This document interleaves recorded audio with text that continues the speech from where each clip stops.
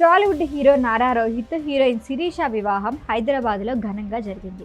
ఈ వేడుకకు ఏపీ ముఖ్యమంత్రి చంద్రబాబు దంపతులు సహా పలువురు సినీ రాజకీయ ప్రముఖులు హాజరై వధూవరులను ఆశీర్వదించారు.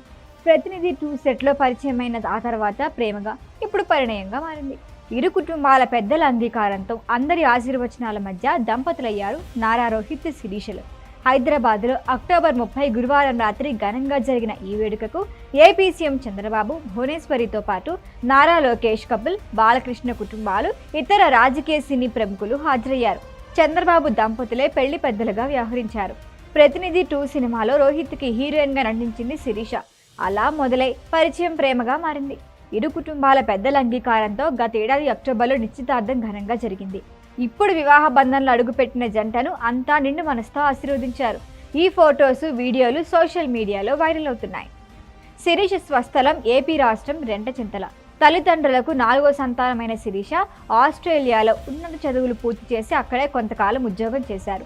నటనపై ఆసక్తితో ఇండియాకి తిరిగొచ్చారు. హైదరాబాద్లో సోదరి ఇంట్లో ఉంటూ సినిమా అవకాశాల కోసం ప్రయత్నించారు. అలా ప్రతినిధి 2 ఆడిషన్స్లో హీరోయిన్గా ఎంపికవటం, రోహిత్తో స్క్రీన్ షేర్ చేసుకోవటం జరిగింది. ఇద్దరూ కలిసిన వేళ విశేషమో ఏమో సిల్వర్ స్క్రీన్పై మెరిసిన ఈ జంట రియల్ లైఫ్లో ఒక్కటయ్యారు.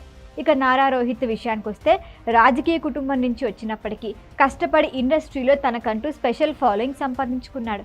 హైదరాబాద్లో స్కూలింగ్, విజ్ఞాన్ కాలేజీలో ఇంటర్మీడియట్ పూర్తి చేశారు.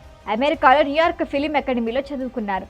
2009లో బాణం సినిమాతో ఇండస్ట్రీలో ఎంట్రీ ఇచ్చిన నారా రోహిత్ కథల ఎంపికలో ప్రత్యేకత చూపిస్తారు. ప్రతినిధి 2 తర్వాత రీసెంట్గా సుందరాకాండ సినిమాతో వచ్చి మెప్పించాడు. రోహిత్ వివాహం తర్వాత టాలీవుడ్లో ఉన్న మోస్ట్ ఎలిజిబుల్ బ్యాచిలర్స్ గురించి మరొకసారి చర్చ జరుగుతోంది. ఫస్ట్ పేరు ఎవరిదో మీకు అర్థమైంది కదా, ఇంకెవరు ప్రభాసే. తన పెళ్లి కబురు ఎప్పుడు వింటామో అని ఎదురు చూస్తున్నారు సినీ ప్రియులు. ఈ వీడియో కనుక మీకు నచ్చినట్టయితే లైక్ చేయండి, షేర్ చేయండి, సబ్స్క్రైబ్ చేయండి. అలాగే పక్కనే ఉన్న బెల్ ఐకాన్ని క్లిక్ చేయండి.